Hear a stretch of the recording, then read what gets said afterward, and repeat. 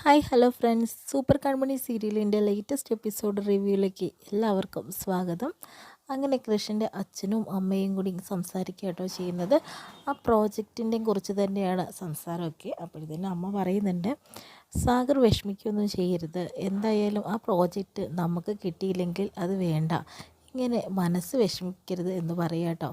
എന്തായാലും ഞാൻ എങ്ങോട്ടാണ് പോകുന്നതെന്ന് കൃഷി അറിയണ്ട എന്നും അമ്മയോട് പറയുകയാണ് കേട്ടോ. അതിനുശേഷം തന്നെ കൺമണിയുടെ വീട്ടിലാണ് കാണിക്കുന്നത്. രാവിലെ തന്നെയാണ് കൺമണി എഴുന്നേൽക്കുന്ന സമയത്ത് തൻ്റെ താലി പുറത്ത് കിടക്കുന്നുണ്ടായിരുന്നു കേട്ടോ. അത് എടുത്ത് അകത്തേക്ക് വെക്കുന്നുണ്ട് കേട്ടോ. ആകെ ടെൻഷനോട് കൂടി തന്നെയാണ് കൺമണി എഴുന്നേൽക്കുന്നത്. അതിനുശേഷം കൺമണിയുടെ ചേട്ടൻ വരുന്നുണ്ട് കേട്ടോ. വന്നതിന് ശേഷം കൺമണിയോട് എഴുന്നേറ്റ് കാര്യങ്ങളൊക്കെ ചോദിക്കുന്നുണ്ട്. അങ്ങനെ ചേട്ടന് പുതിയൊരു കമ്പനിയിൽ നല്ല രീതിയിൽ തന്നെ ഒരു ജോലി കിട്ടിയിട്ടുണ്ട്. അതിന് ഒരു മോളും കൂടെ സഹായിക്കണം എന്ന രീതിയിലൊക്കെ ഏട്ടൻ പറയുന്നുണ്ട് കേട്ടോ. അതിനുശേഷം തന്നെ നിനക്ക് എന്തെങ്കിലും വിഷമമുണ്ടോ എന്ന രീതിയിലൊക്കെ അവളുടെ മുഖം കാണുമ്പോൾ ചേട്ടൻ ചോദിക്കുന്നു. അങ്ങനെ പുറത്ത് ചേട്ടത്തിയമ്മ ഇവിടെ ആരാ വന്നിരിക്കുന്നത് എന്ന് നോക്കുക എന്ന രീതിയിലൊക്കെ പറയുമ്പോൾ ഇവിടെ ഇപ്പോൾ പ്രത്യേകിച്ച് ആരപ്പോൾ വന്നത്, അങ്ങനെ വന്നിരിക്കുന്നത് വരുണിൻ്റെ അച്ഛനും അമ്മയും ഒക്കെയാണ് കേട്ടോ. അതിനുശേഷം തന്നെ കൺമണിയും ചേട്ടനും അതേപോലെ ചേട്ടത്തിയും എല്ലാം തന്നെ പുറത്ത് വരുന്നുണ്ട്. അതിനുശേഷം തന്നെ അവർ സംസാരിക്കുക കേട്ടോ ചെയ്യുന്നത്. എന്താ ഇത്ര നേരത്തെ വന്നത്? ഒന്നുമില്ല, ഞങ്ങൾക്ക് എപ്പോൾ വേണമെങ്കിലും ഇങ്ങോട്ട് വരാലോ, ഞങ്ങൾ ഇപ്പോൾ വന്നതിന് ഒരു കാരണവുമുണ്ട് എന്നൊക്കെ പറയുന്നുണ്ട്.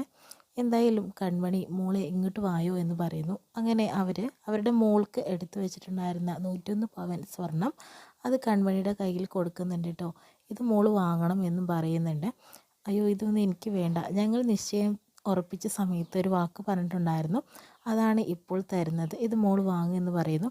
അങ്ങനെ കൺമണിയുടെ കയ്യിൽ അത് കൊടുക്കാട്ടോ ചെയ്യുന്നത്. ചേട്ടത്തിയമ്മയാണെങ്കിൽ 101 പവൻ എന്ന് കേൾക്കുമ്പോൾ വാ പൊളിച്ച് നോക്കി നിൽക്കാട്ടോ ചെയ്യുന്നത്.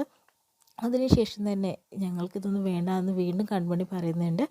അത് ഞങ്ങളുടെ മോൾ അണിഞ്ഞ് കാണണമെന്നായിരുന്നു ഞങ്ങളുടെ ആഗ്രഹം, പക്ഷേ ഇനി ഞങ്ങളുടെ ഈ മോൾ അണിഞ്ഞ് കണ്ടാൽ മണ്ഡപത്തിൽ വന്നാൽ ഞങ്ങൾക്ക് അത്രയും സന്തോഷം എന്ന് പറയുന്നു. അതിനുശേഷം തന്നെ എത്രയും പെട്ടെന്ന് ഇനി വൈകിക്കാതെ തന്നെ നമുക്ക് ആ തീയതി കുറിക്കണം, അത്ര വഴുകൊന്നും ഇനി വേണ്ട എന്നൊക്കെ പറയുന്നുണ്ട്. ഇതെല്ലാം കേൾക്കുന്ന കൺമണിക്ക് ആകെ ടെൻഷൻ ആവുന്നുണ്ട് കേട്ടോ. കാരണം അവൾ ആലോചിക്കുന്നത് കൃഷ്ണസാറ് കെട്ടിയിട്ടുള്ള താലി തൻ്റെ കഴുത്തിലുണ്ട്, പിന്നെ എങ്ങനെയാണ് മറ്റൊരാളുടെ മുന്നിൽ കഴുത്ത് നീട്ടി കൊടുക്കാൻ എനിക്ക് സാധിക്കുമോ എന്നൊക്കെയാണ് കേട്ടോ. അതിനുശേഷം തന്നെ വരുണ് വിളിക്കുന്നുണ്ട് കൺമണിയെ ഒന്ന് പുറത്തേക്ക് വായു എന്ന് പറയുന്നു. അങ്ങനെ കൺമണിയെയും കൂട്ടിക്കൊണ്ട് വരുണ് പുറത്തേക്ക് പോകുന്നുണ്ട് കേട്ടോ. കൺമണി, ഞാനിപ്പോൾ രാവിലെ തന്നെ വന്നത്, കൺമണിയെ ഇനി ഒരിക്കലും തന്നെ എനിക്ക് പിരിഞ്ഞിരിക്കാനായിട്ട് സാധിക്കില്ല, ഇത്രയും പെട്ടെന്ന് തന്നെ നമ്മുടെ വിവാഹം നടത്തണം എന്ന് പറയാൻ വേണ്ടിയിട്ടാണ്. അപ്പോൾ കൺമണി ചോദിക്കുന്നുണ്ട്, അല്ല എത്രയും പെട്ടെന്ന് തന്നെ വേണമെന്ന് പറഞ്ഞാൽ നാളെ തന്നെ വേണമെന്നല്ല ഞാൻ പറഞ്ഞത്, ഒരു 2 മാസം, അതിൽ കൂടാൻ പാടില്ല, എനിക്ക് അത്രയൊന്നും കാത്തിരിക്കാനും വയ്യ, 2 മാസം തന്നെ കൂടുതലാണെന്ന് പറയുന്നു. 2 മാസമോ എന്ന രീതിയിലൊക്കെ കൺമണി ചോദിക്കുന്നുണ്ട്. അതിനെന്താ കൺമണി, എന്നായാലും കൺമണി എൻ്റെ ജീവിതത്തിലേക്ക് വരേണ്ടവൾ തന്നെയല്ലേ, എനിക്കൊന്ന് റെഡിയാവാൻ സമയമില്ലല്ലോ എന്ന് പറയുമ്പോൾ അതൊക്കെ ഉണ്ടാവും, കൺമണി ടെൻഷൻ അടിക്കുകയൊന്നും വേണ്ട എന്നും കൺമണിയോട് വരുണൊക്കെ പറയുന്നുണ്ട് കേട്ടോ. കൺമണിക്ക് ആകെ ടെൻഷനാണ് വീണ്ടും. പിന്നീട് വരുണൊരു കാര്യം കൂടി പറയുന്നുണ്ട്, ഇനി ഞാനാണ് കൺമണിയെ ഓഫീസിൽ കൊണ്ടുവരുന്നതും എന്ന രീതിയിലൊക്കെ പറയാം കേട്ടോ. അപ്പോഴത്തേനും കൊണ്ടുവരുന്നതും എന്ന രീതിയിലൊക്കെ പറയാം കേട്ടോ. പുസ്തക പോലെ ആവുന്നുണ്ട് കേട്ടോ. കാരണം വെച്ചിട്ടുണ്ടെങ്കിൽ ഇതൊന്നും തനിക്ക് അംഗീകരിക്കാനായിട്ട് പറ്റുന്നില്ല. എന്തായാലും വരുൺ ഓരോ കാര്യങ്ങളും വാശിപ്പുറത്ത് ചെയ്യുന്നത് പോലെയാണ് കേട്ടോ.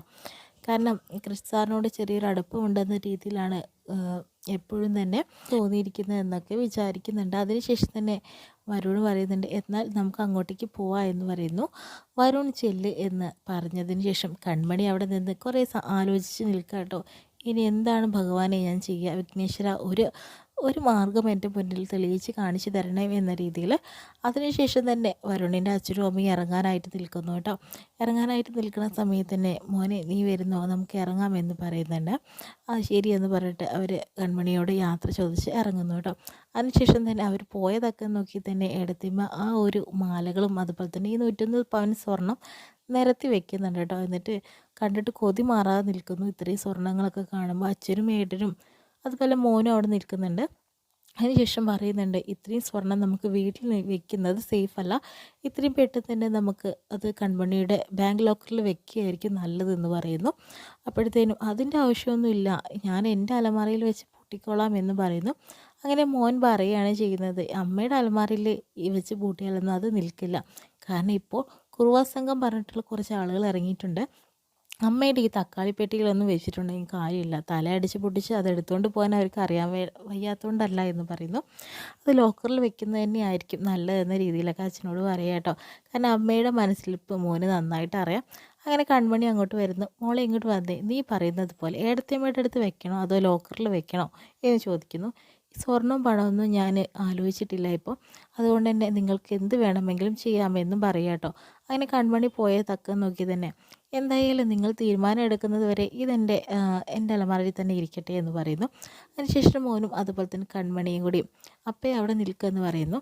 അപ്പോൾ എന്ത് പണിയാണ് കാട്ടിയത്? അമ്മയുടെ കയ്യിൽ ആരെങ്കിലും സ്വർണം കൊടുക്കുമോ, ലോക്കറിൽ വെക്കില്ലേ നല്ലതെന്ന് പറയുമ്പോൾ മോനെ എനിക്കിപ്പോൾ പൈസയും അതുപോലെ തന്നെ സ്വർണ്ണമൊന്നുമല്ല പ്രധാനം, അതിനേക്കാൾ വലിയ കാര്യങ്ങൾ എനിക്ക് നടക്കുന്നുണ്ടെന്ന് പറയുന്നു. അങ്ങനെ അവൾ പോവാട്ടോ ചെയ്യുന്നത്. അങ്ങനെ അമ്മായിമാരെല്ലാ വിവരവും അറിയുന്നുണ്ട്. 101 പവൻ സ്വർണം കൊടുത്തതിന് ശേഷമാണ് വരുൺ കൺമണിയെ കൂട്ടിക്കൊണ്ട് പോകുന്നതെന്ന് അറിയുമ്പോൾ അമ്മായിമാർക്ക് ബോധം കെടുക കേട്ടോ ചെയ്യുന്നത്. അപ്പോഴത്തേന് ഇവൾ എന്ത് ഭാഗ്യം ചെയ്ത പെണ്ണാണ്, കാരണം എന്ന് വെച്ചിട്ടുണ്ടെങ്കിൽ എങ്ങോട്ട് തിരിഞ്ഞാൽ ഇവൾക്ക് ഭാഗ്യം മാത്രമല്ലേ ഉള്ളൂ, എന്താ ഇങ്ങനെയൊക്കെ എന്ന് പറയുന്നുണ്ട്. അവൾ ദൈവാധീനമുള്ള കുട്ടിയാണെന്നാണ് തോന്നുന്നത്. കാരണം നമ്മളറിയാത്ത എന്തൊരു തേജസ് അവൾക്കുണ്ട്, അതുകൊണ്ടാണ് ഇങ്ങനെയൊക്കെ സംഭവിക്കുന്നത്. എന്ത് ചെയ്താലും അവൾക്ക് ലാഭം മാത്രമല്ലേ ഉള്ളൂ എന്നൊക്കെ പറയുന്നുണ്ട് കേട്ടോ. അവളെ തകർക്കാൻ നോക്കിയിട്ടൊന്നും കാര്യമില്ല എന്ന് പറയുന്നു. പക്ഷേ സ്വർണമൊക്കെ ആ ലക്ഷ്മിയുടെ കയ്യിൽ തന്നെയാണ്.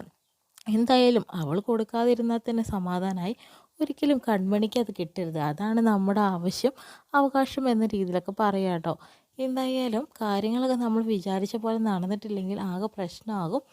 എങ്കിലും കാര്യങ്ങൾ നടക്കുമെന്ന് വിചാരിക്കുന്നു കേട്ടോ. അങ്ങനെ ഇത്രയും കാണിച്ചുകൊണ്ടാണ് ഇന്നത്തെ എപ്പിസോഡ് വിശേഷങ്ങൾ.